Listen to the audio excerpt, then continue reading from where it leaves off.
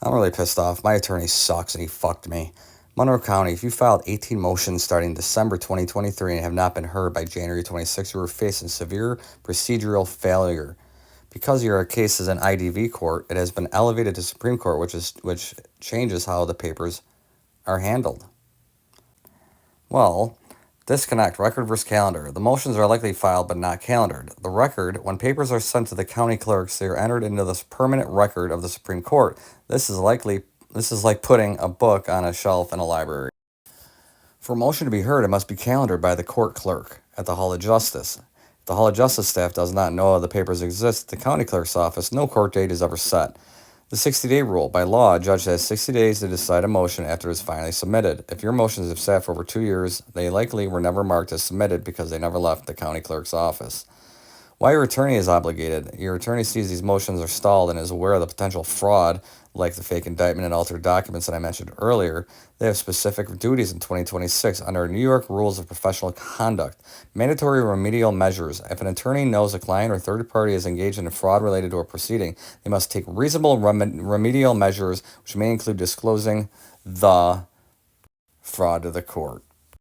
Since it's now 2026 and your motions from 2023 have still been unheard, you should call the IDV Supreme Court clerk. Oh, sure, yeah. My ex-girlfriend's friend, the one that's started this whole thing, and that's why I'm in this situation. Verify the RJI. Confirm if a request for judicial intervention was ever filed. Without this, no judge is officially assigned to those motions. Judges require physical working copies of the motion to be delivered directly to their chambers. If these weren't delivered, the judge's staff does not have the paperwork to read. Inquire about the indictment. If you believe there is no actual indictment, your attorney must immediately file a motion to dismiss for lack of valid accusatory instrument. Proceeding with one for a year, this year is a violation of the criminal procedural law.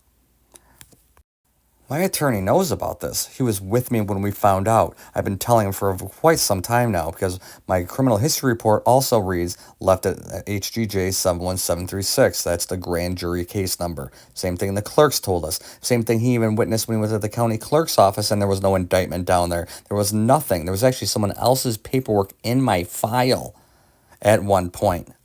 My attorney knows about all of this. He also knows about my motions have not been heard in over 2 years. And what has he done? Absolutely nothing.